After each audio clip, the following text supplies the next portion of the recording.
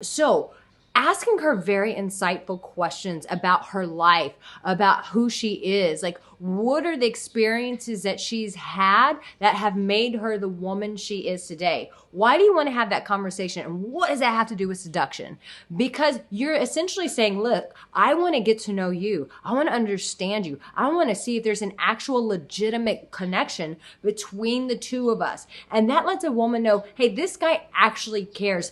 This guy is way different than the other guys who ask me the same stupid questions every single date. And it's just like a boring checklist. And it's just, there's nothing exciting. There's nothing seductive about his conversation. So when you start asking her insightful questions like this, and you really listen to her, and the way that she knows that you're listening is by the feedback and the responses you give back to her in that conversation. A lot of times men, especially older men or men who have done a lot of work on themselves, are masters at this, are great at having these conversations because one, they've taken the time to get to know themselves. So they understand the art of seduction, of being able to communicate that with another woman by holding space for her because he's had to do it for his own life. So when you say, wow, that's fascinating, that experience that you had,